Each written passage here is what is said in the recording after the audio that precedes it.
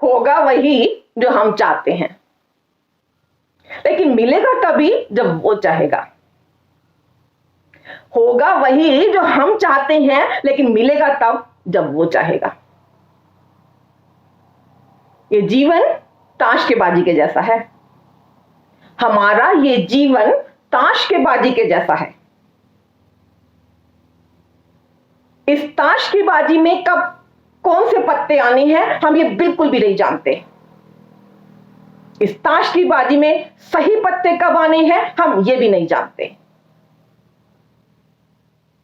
भले ही सही पत्तों का चयन करना हमारे हाथ में ना हो, भले ही सही पत्तों का चयन करना हमारे हाथ में ना हो, लेकिन अगर जीवन में सफलता पानी है ना, तो इन पत्तों को निरंतर खेलना तो हमारे हाथ में है ना।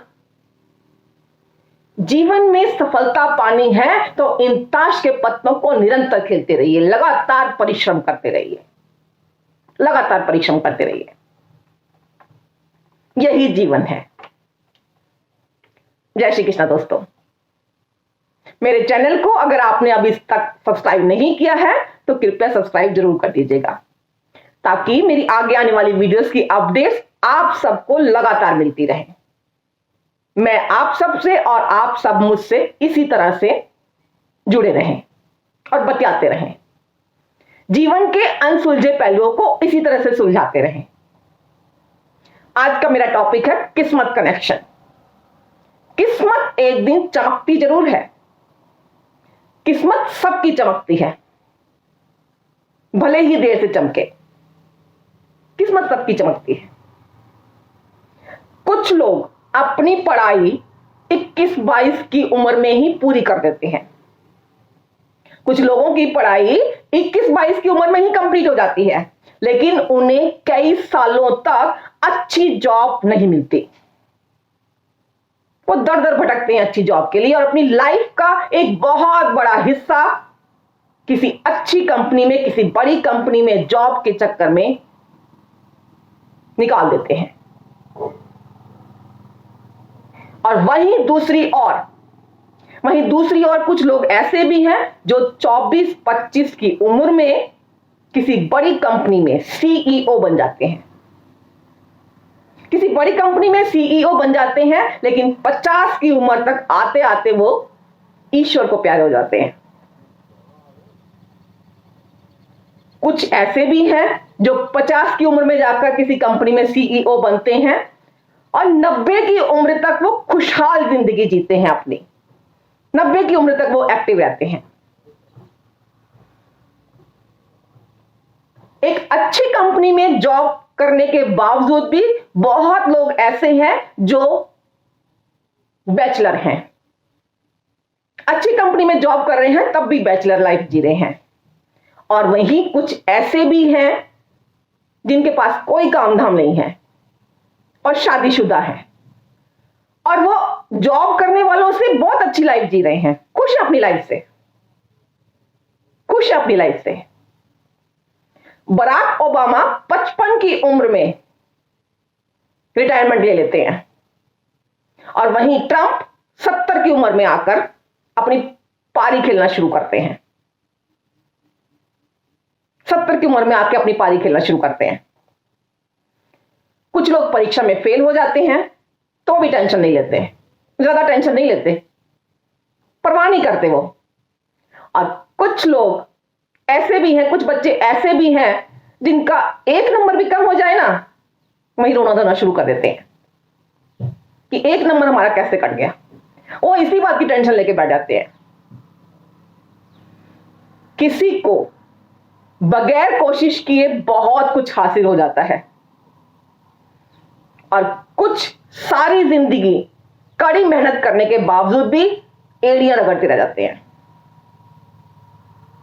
और अपने जीवन के अंतिम क्षणों तक पहुंच जाते हैं।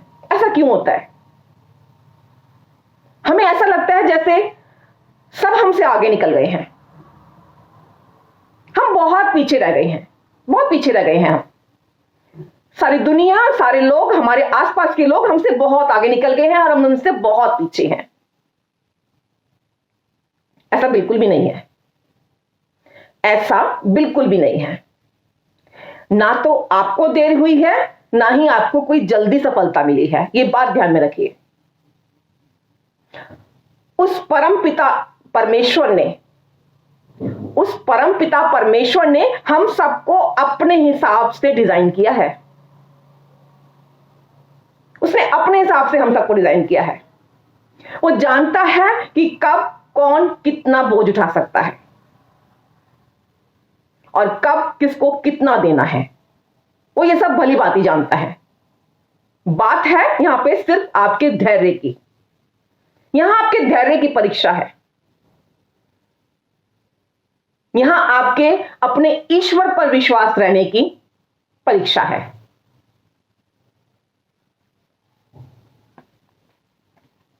एक्चुअली ईश्वर ने हम सबको टाइम जोन में बांध के रखा हुआ है। ध्यान से समझिएगा। ईश्वर ने हम सबको एक टाइम जोन में बांध के रखा हुआ है। फिर जब जिसका वक्त आता है, ईश्वर उसको उसी हिसाब से देता चला जाता है। जब जिसका वक्त आता है, ईश्वर उसको उसके टाइम पर उसके हिसाब से देता चला जाता है। यानी कि उसके कर्मों के हिसाब से उसको मिलता चला जाता है। और एक बात अपने दिमाग में, अपने मन में गांठ बांध लीजिए, किस्मत चमकती जरूर है एक दिन। वक्त सबका आता है एक दिन। 100 सुनार की तो एक लुहार की भी होती है। किस्मत सबकी चमकती है, भले ही देर से चमके, वक्त सबका आता है। हम सब उस टाइम जोन में बंधे अपना काम कर रहे हैं और ईश्वर अपना काम कर रहा है। ईश्वर अपना काम कर रहा है। उसने किसी की भी ओर से मुंह नहीं फेर रखा। यह बात ध्यान में रखिए। उसने किसी की ओर से भी मुंह नहीं फेर के रखा हुआ। हम सब उसके ही संतान हैं। वो हमारा पालनहार है। अगर वो हमारा पालनहार है तो वो हमारी तरफ से कैसे मुंह फेर सकता है, जरा ये सोच के देखिए। उसने हमारी तरफ से मुंह नहीं फेर रखा। आप अपने टाइम जोन में रहकर अपना काम करते रहिए, धैर्य रखिए और अपनी बारी आने का इंतजार कीजिए। सिर्फ अपनी बारी आने का इंतजार कीजिए। किस्मत सबकी एक ना एक दिन चमकती जरूर है, जागती जरूर है। किसी की पहले तो किसी की बाद में। बट उसमें आपके धैर्य की, आपके परिश्रम का तड़का होना बहुत जरूरी है। आपके धैर्य का, आपके परिश्रम का तड़का होना बहुत जरूरी है। वो ईश्वर, वो परमपिता परमेश्वर इतनी बड़ी सृष्टि को चला रहा है, एक साथ कैसे सभी को आपका मनचाहा फल दे सकता है, जरा सोच कर देखिए। कैसे दे सकता है? यही बात आपको समझनी है बस। वो आप सबको एक साथ आपका मनचाहा फल नहीं दे सकता। आपको अपनी बारी का इंतजार करना ही पड़ेगा। जरूरत आपको है धैर्य रखने की और उस पर विश्वास रखने की। वो जो फैसला हमारे लिए लेगा वो हमारे लिए अति उत्तम होगा, अति उत्तम होगा। देर से ही सही मगर सब अच्छा होगा। देर से ही सही मगर सब सही होगा। होगा वही जो हम चाहते हैं, होगा वही जो हम चाहते हैं, लेकिन होगा तभी जब वो चाहेगा। होगा वही तब जब वो चाहेगा। यही जीवन है, यही जीवन है दोस्त। क्योंकि उदय किसी का भी अचानक से नहीं होता। सफलता अचानक से ऐसे ही यूं ही नहीं मिल जाती। उदय होने के लिए आपको सूर्य की तरह धीरे धीरे निकलना पड़ेगा, धीरे धीरे ऊपर की ओर उठना पड़ेगा। सूर्य धीरे धीरे निकलता है, धीरे धीरे ऊपर की ओर उठता है।